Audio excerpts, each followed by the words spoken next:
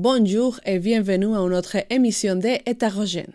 La Journée Québec, c'est une initiative du gouvernement du Québec visant à recruter du personnel à l'international et à combler des postes vacants partout dans la province. Organisée avec Montréal International, Québec International et la Société de développement économique de Drummondville, ces activités de recrutement misent sur le secteur de l'opération main d'œuvre. Ce programme a amené 4 500 personnes au Québec en 2022, en provenance de différents continents. Aujourd'hui, nous parlerons en première avec Briseida Cacho, attachée en prospection et attraction de la Direction des services d'immigration du Québec, qui nous expliquera en détail le fonctionnement de ce programme, quelles sont les conditions pour postuler et quel sera le plan de travail en 2024. Bienvenue. Bonjour Briseida, merci d'avoir accepté cette invitation à cette émission de Hétérogène. Bonjour Sylvana, ça me fait plaisir d'être avec toi aujourd'hui. Bon, on va commencer pour savoir de quoi il s'agit spécifiquement Journée Québec.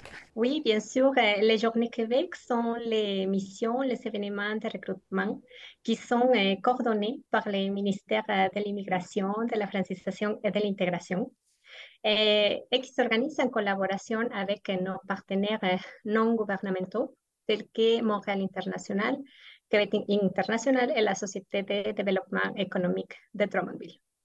Donc, l'objectif principal de ces missions de recrutement de ces Journées Québec, c'est d'aider les entreprises québécoises qui ont une pénurie de main-d'œuvre à trouver la perle rare à l'étranger. Donc, en général, c'est ça qui sont les Journées Québec. Et comment, Briseida, justement, s'est fait la planification de Journée Québec? Comment est-ce que vous distribuez les temps dans les différents pays, dans les différents... J'imagine que, bon, la question aussi, c'est combien de temps vous passez dans un pays? Ok, oui, la planification pour faire les Journées Québec prend plus ou moins 6 mois de préparation. On commence aussi par faire la promotion au Québec auprès des entreprises et les entreprises qui seront intéressées à embaucher, à recruter des candidats étrangers, se joindront à la mission, non, aux Journées Québec. Ça, c'est comme la une des premières étapes. Une autre étape qui nous on fait en parallèle à l'étranger, c'est de faire la promotion des événements Journée Québec auprès des candidats, surtout pour les préparer en termes de la langue dans les territoires où la langue maternelle n'est pas le français. Donc, ça, on les fait en parallèle. D'un côté, la promotion pour les entreprises, d'autre côté, la promotion pour les candidats.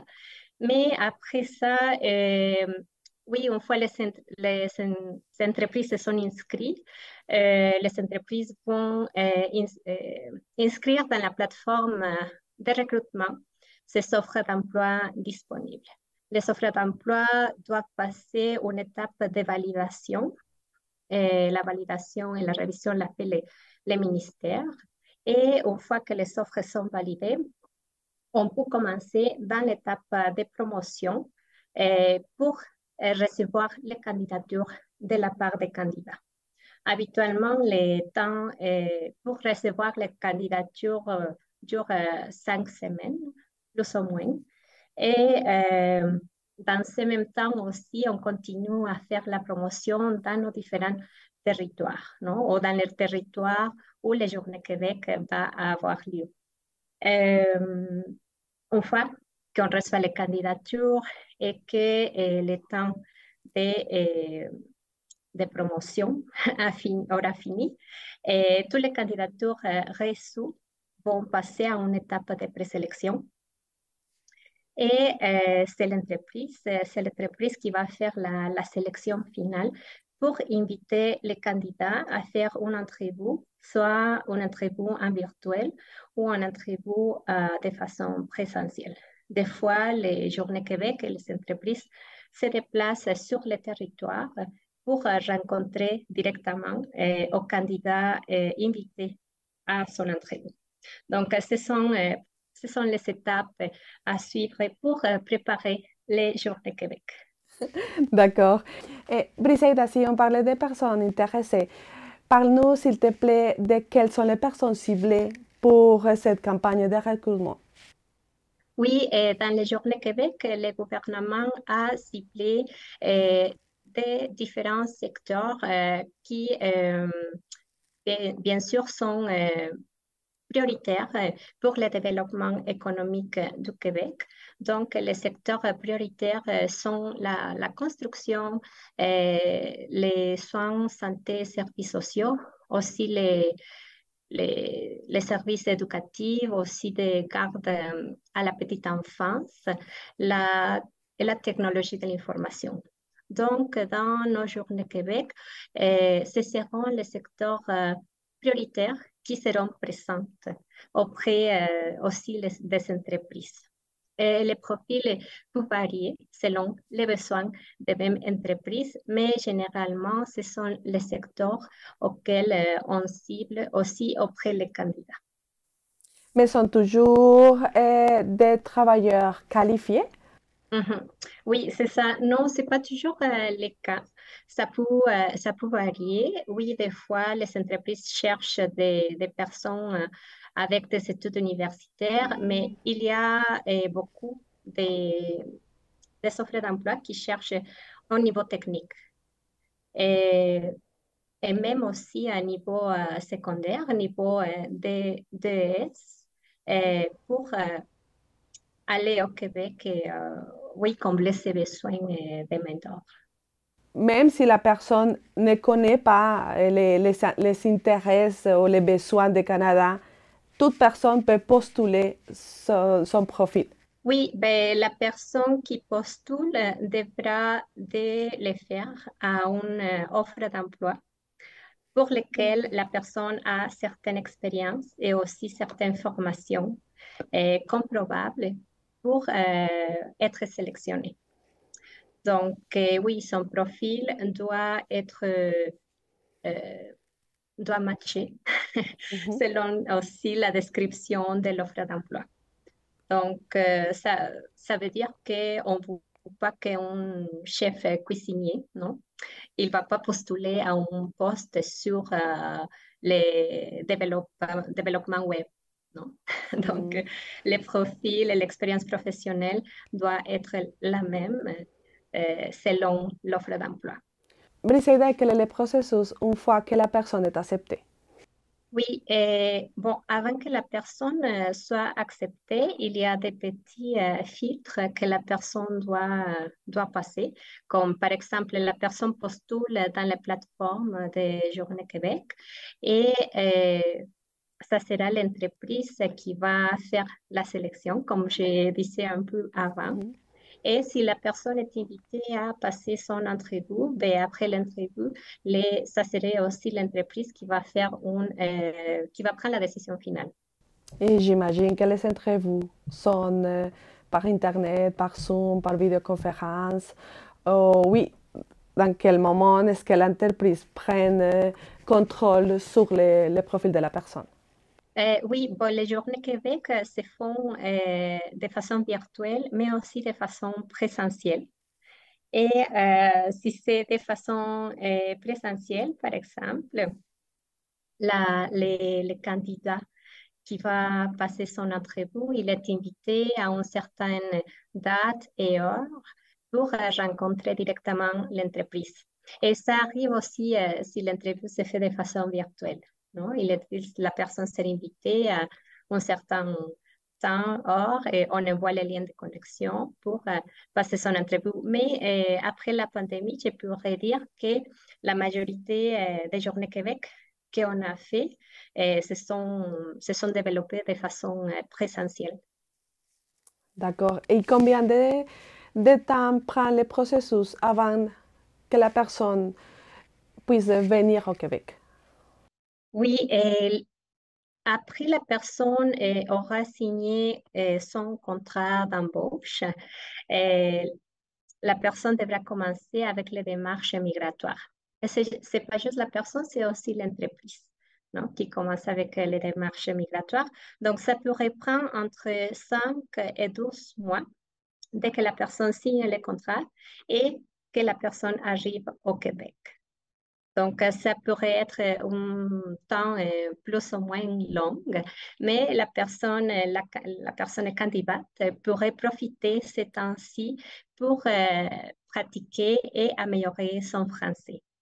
Et pour ça, le gouvernement du Québec a développé aussi certaines ententes avec nos partenaires locaux comme les alliances françaises pour aider les candidats à la francisation, soit obtenant une bourse du gouvernement du Québec, ou sinon, le candidat pourra prendre des cours de français et lui, il pourra être remboursé une fois il sera arrivé au Québec.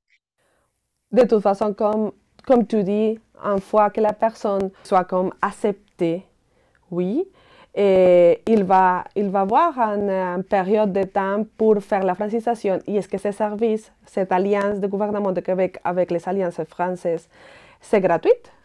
Oui, oui, oui, oui. Pour les candidats qui vont être embauchés, qui vont signer un contrat, le service pourra être gratuit. Et aussi, il y a une certaine capacité pour les services de francisation gratuits de l'étranger. Donc, si le candidat n'est n'est pas invité, non, à être francisé de façon gratuite, il y a l'autre alternative que j'ai mentionnée tantôt, que le candidat euh, pourra aller à l'Alliance française, apprendre le français, il pourra débourser et faire son inversion lui-même. Mais après, une fois au Québec, il pourra être remboursé. Donc, il y a ces deux options. D'accord, parfait. Oui, quand la personne est acceptée déjà, bon, quels sont les bénéfices, Briseida? Qu'est-ce que les gens peuvent aspirer à vivre ici, à avoir ici au Québec, une fois qu'ils arrivent à travailler? Le gouvernement du Québec a développé aussi un système d'accompagnement qui s'appelle Accompagnement Québec, à travers lequel les candidats pourra se bénéficier de certains appuis pour avoir une meilleure intégration dans la société québécoise. Donc, le candidat pourra solliciter les services d'accompagnement Québec, même avant d'arriver au Québec, pour l'aider à trouver, par exemple, d'hébergement, pour avoir des séances d'information sur l'intégration ou sur la société québécoise. Et une fois au Québec, Accompagnement Québec pourra aider les candidats à, par exemple, avoir une licence de conduire ou ouvrir un compte bancaire à la banque, de certaines choses que des fois, on ne connaît pas si on habite à l'étranger, si on va changer de vie dans un nouveau pays. Donc, Accompagnement Québec offre ce type de service pour que les candidats soient bien accompagnés et Oui. bien intégrés finalement au Québec. Bon, et si la personne sélectionnée dans ce processus a des familles, a des enfants, un conjoint, est-ce que la personne peut venir avec sa famille? Oui, ça c'est une super bonne question parce que surtout ici en Amérique latine, on est très proche à notre famille et les gens ne peuvent pas partir sans sa famille. Donc, je te dirais que ça dépend aussi de la profession et de la classification selon les codes, la classification nationale de profession, le code CNP. Donc, il y a certains codes qui, oui, permettent que la famille accompagne au candidat principal. Et dans ce cas-ci, on parle du conjoint ainsi que des enfants. Les enfants devront être mineurs à 18 ans. Donc, si la famille peut accompagner le candidat principal, les conjoints ou la conjointe pourront se bénéficier d'un permis de travail ouvert et les enfants d'un permis d'études aussi ouvert. Ah, super. Y bon, est-ce qu'on peut parler des professions plus attractives pour le gouvernement du Québec dans ce moment?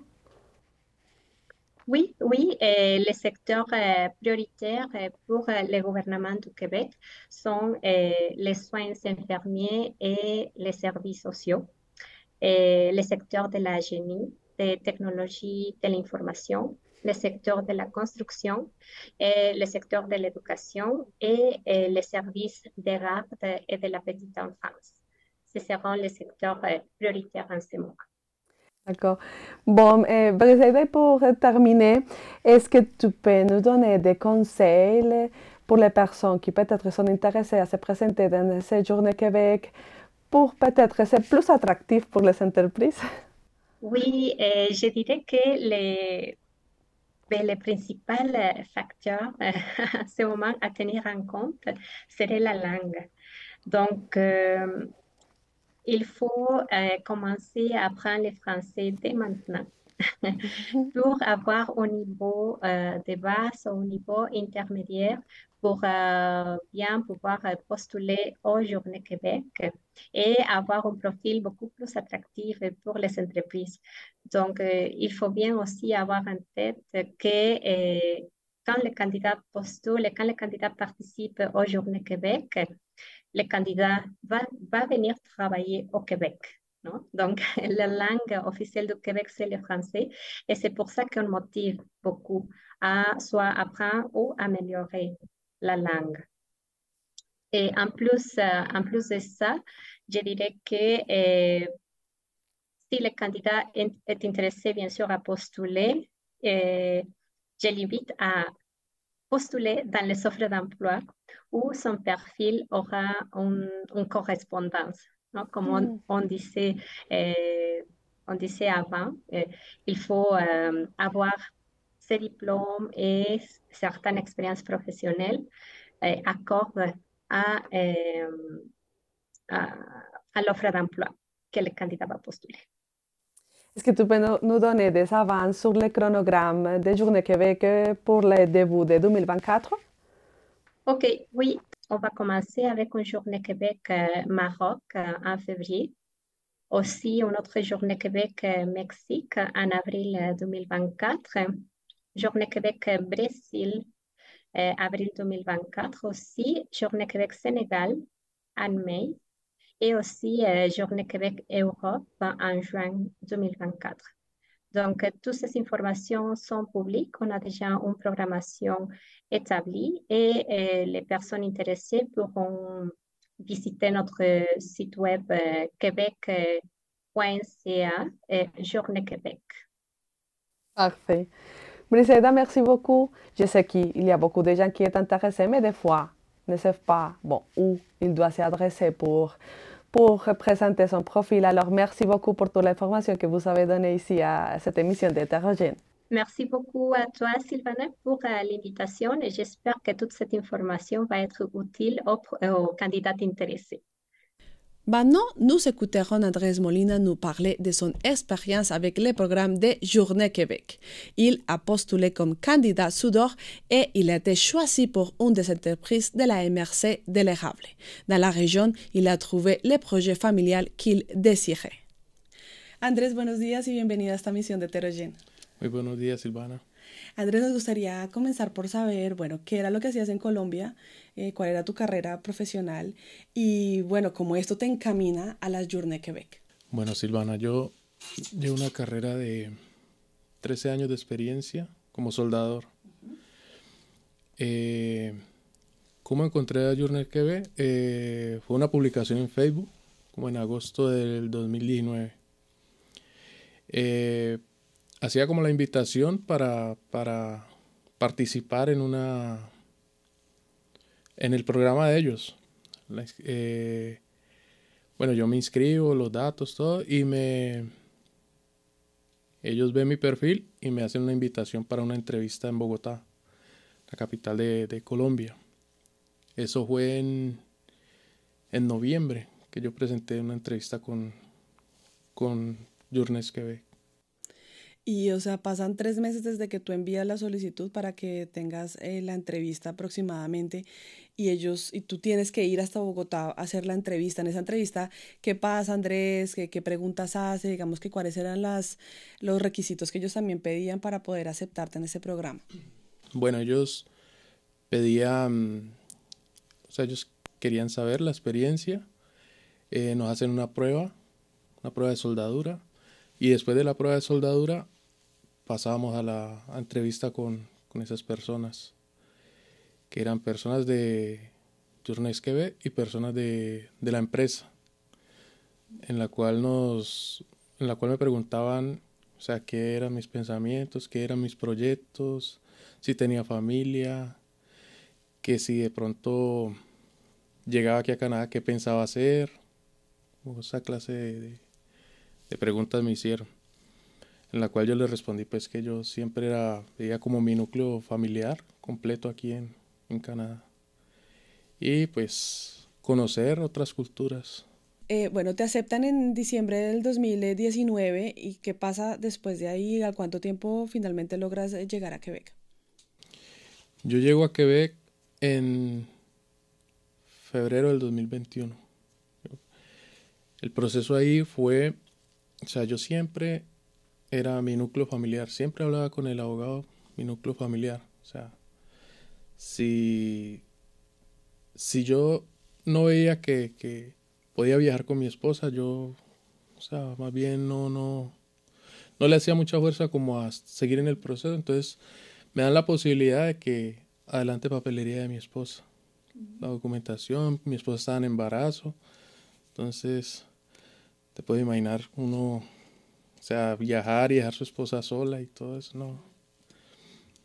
Entonces, eso fue en diciembre del 2019. Entonces, como llegó la pandemia, se aplazó, nació mi hijo.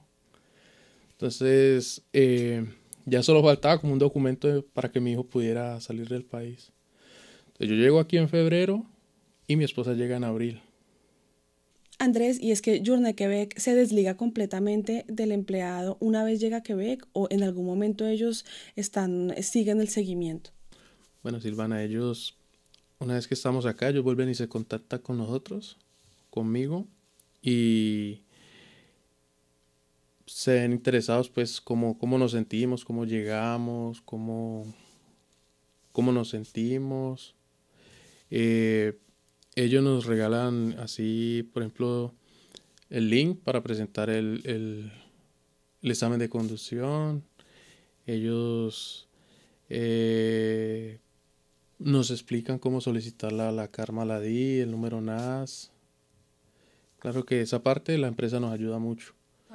Sí, pero ellos se encargan de explicarnos cada paso que se debe hacer cuando una persona llega aquí a Canadá. Y si en algún momento la persona no se siente cómoda, Andrés, o esto o sea, es fácil, digamos, tener ese contacto con Journée Québec para poder hablar de lo que no está tan bien o de lo que no gusta. Sí, es muy fácil. Sí. O sea, eso es lo primero que ellos nos dicen a nosotros. En caso tal de que no nos sintamos bien, o sea, que estemos en comunicación con ellos nos dejan su contacto para cualquier inconformidad o cualquier cosa, poder contar con ellos. ¿Y cómo ha sido vivir acá, Andrés? ¿Cómo piensas tú que Journée Québec, ese programa, les permitió a ti y a tu familia pues tener mejor calidad de vida, mejores oportunidades? ¿Es que así ha sido? Silvana, tomar la decisión de venir aquí con ayuda de Journées Québec, o sea, nos ha ofrecido mucho. O sea, la estabilidad de nosotros está bien.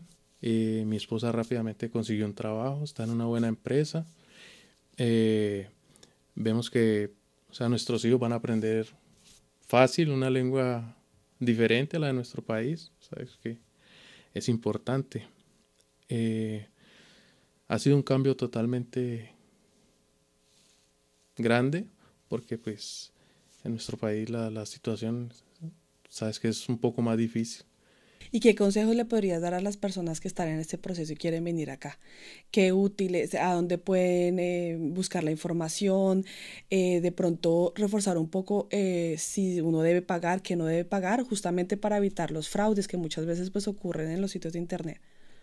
Esa parte es muy fácil, Silvana. Por ejemplo, una página que quiera perjudicar a una persona siempre va a pedir dinero por delante. En este caso, con JournalsQB no pide absolutamente nada. Solamente cuando tú debes presentar los exámenes biométricos, que es el final, es lo que tú vas a pagar y es algo pues mínimo. Diferente a cualquier página que quiera perjudicar a la persona. Perfecto.